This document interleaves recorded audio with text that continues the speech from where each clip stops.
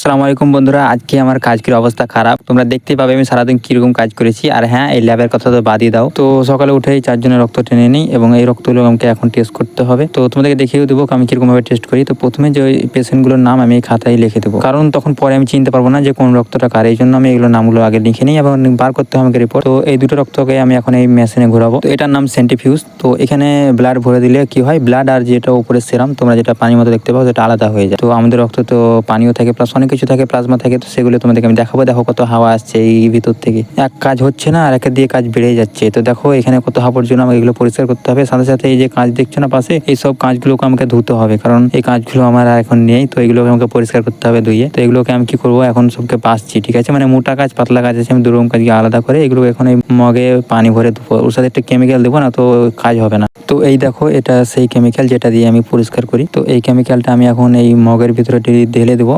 তো কিছুখানিক দেবো যেটুকু আমার দরকার। তো ওইখানিক দেওয়ার পর কি ব্যাপার, বার হচ্ছে না, কারণ এই মুখেটা লাগাই আছে আমি দেখিনি। তো এটাকে খুলে তারপরে ঢালবো। কাজ করতে করতে অনেক কিছু ভুলে যাচ্ছি। তো চলো এগুলোকে এবার ঢেলে নেই।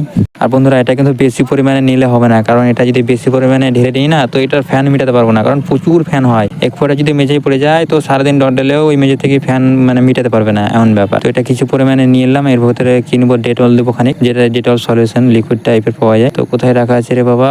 তো এই দেখো সাইডে রাখা ছিল, পেয়ে গেছি ডিটলটা। তো এটাও এর মধ্যে খানিক ঢেলে দিতে হবে, আর এটা না ঢাললে কিন্তু পুরো পরিষ্কার হয়ে উঠবে না ব্লাডগুলো। এটা ঢেলে দেওয়ার পর আমাকে ভালো করে ঘুলতে হবে, দুটোকে মিক্স করতে হবে। মিক্স যদি ভালো করে না করি তাহলে কিন্তু যেগুলো কাঁচগুলো দেবো সব থেকে কিন্তু ব্লাড ভালোভাবে উঠবে না। তো ভালো করে মিক্স করে ঘুরিয়ে নেই, তারপরে যে এসে সব কাঁচগুলোর ভিতরে দিয়ে দেবো। তো দেখতেই পাচ্ছ কতগুলো কাঁচ, অনেক টেস্ট করতে হয় আমাকে। তো সারাদিনে অনেক টেস্ট করি। তো এগুলো সব এখন এক এক করে দিচ্ছি, একদিনে না এগুলো বন্ধুরা, এটা অনেকগুলো, ঠিক আছে। তো এখন অনেকদিন পর এখন পরিষ্কার করছি। আর শীতের দিন তো, আর শীতের দিনে একটু কিন্তু কষ্ট হয়, কারণ ঠান্ডা জল। তো দেখতেই পাচ্ছ এগুলো সবকে ভিতরে ভরে দিলাম। ল্যাবের কাজ শেষ হতে না হতেই বিকেল হয়ে গেল, মানে কি করে টাইম কেটে গেল বুঝতে পেলাম না। তো ছাদে এসে দেখি আমাদের যে চারা গাছগুলো লাগাচ্ছে এখন ওগুলো সাইড করতে হবে, কারণ চারিপাশে পাঁচিল দিয়ে একটু উপর করবে ছাদটাকে। আর এইখান করে মশলা মাখবে, মানে ট্যাঙ্কের পানি এখান দিয়ে নামবে। তো আর ওই সাইডে আমাদের বাথরুম করবে।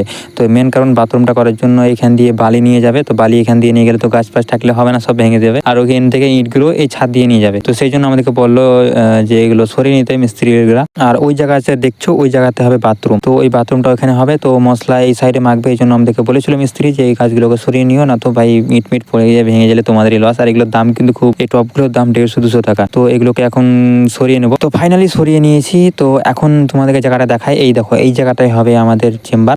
আর এদিক থেকে তোমাকে উপাসটা দেখায়, এই দেখো কত সুন্দর লাগছে। তো গাছগুলোকে এক জায়গায় রেখে দিয়েছি। তো গাছ আমাদের এখানে সেরকম মোটামুটি ভালোই আছে, আমের আর জামেরও আছে, প্লাস কুলেরও আছে, আর কি আছে যেন, বেদানার আছে, রসুন মানে বেগুন সবই লাগিয়েছি। এই দেখো তোমাদেরকে দেখিয়ে দেয়, আমি এক এক করে কি নাম বলবো, তোমরা দেখেই নাও। আর বন্ধুরা তোমরা কমেন্ট করে বলবে যে তোমাদের বাড়িতে কি কি গাছ লাগানো আছে আর তোমরা কি কি গাছ লাগাতে চাইছো। সব কাজ শেষ হয়ে গেল, এখন নিচে চলে আসলাম। আর এই দেখো আমাদের চেম্বার, এখান দিয়ে মানে পাইপ হবে, এটা বাথরুমেরই চেম্বার নিচে বানিয়েছি আমরা উপরের জন্য। তো এখন মগরিবের নামাজটা পড়ে নেই, তারপরে আবার টেস্ট করতে লাগবে, বাকি টেস্ট পড়ে আছে। তো মগরিবের নামাজ পড়া হয়ে গেছে এবং যে স্ট্যান্ডটা আমি বানিয়েছিলাম সেটা শুকিয়ে ভিজিয়ে আবার শুকিয়ে, এই দেখো এখন এটা মাইক্রোস্কোপের ভিতরে দেখবো। তো আমি একাই দেখবো না, আমি তোমাদেরকেও দেখাবো। আমি এটা এখন সেট আপ করে নিচ্ছি, মানে এটাকে কাঁচ রেখে ঠিকভাবে যে লেন্সটা জুম করতে হবে। দেখে সহজ মনে হলেও খুব সহজ না, কারণ এটা শিখতে অনেক টাইম লাগে।